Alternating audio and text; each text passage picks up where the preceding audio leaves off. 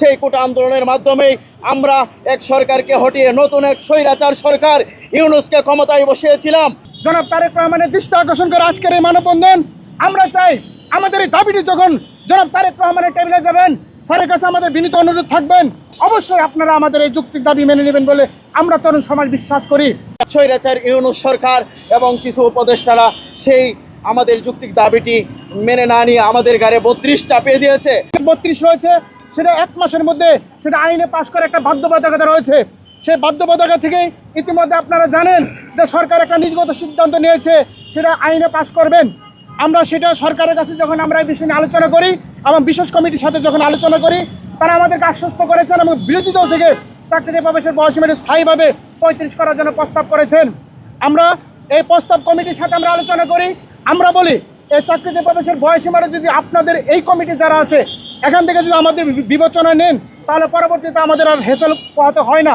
আপনারা জানেন সরকার চাচ্ছে যে এটা সরকারের মাধ্যমে বিলেকার আসুক, বিরোধী দল চাচ্ছে যে সরকারের মাধ্যমে আসলে দাবিটা বাস্তবায়ন হবে, কিন্তু সরকারের একটা পক্ষ চাচ্ছে বিরোধী দলের মধ্যে এই জিনিসটা সংসদে আসুক। কিন্তু বিরোধী দল তো আর সংখ্যাগরিষ্ঠ নয়, সরকারের মনোভাবটার উপরে ডিপেন্ড করতেছে।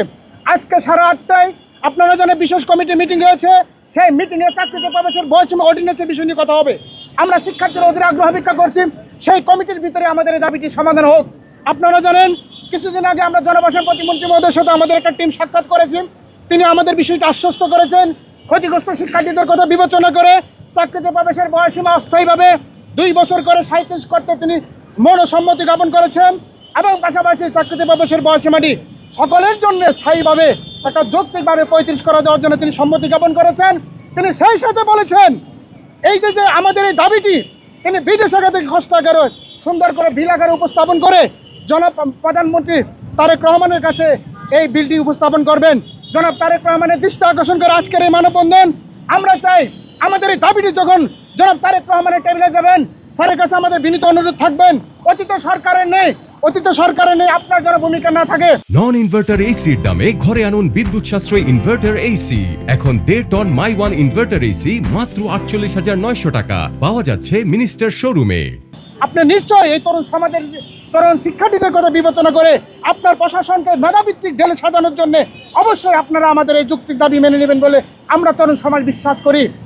আমাদের 2024 যে এক কোটা আন্দোলন হয়েছিল, সেই কোটা আন্দোলনের মাধ্যমেই আমরা এক সরকারকে হটিয়ে নতুন এক স্বৈরাচার সরকার ইউনূসকে ক্ষমতায় বসিয়েছিলাম।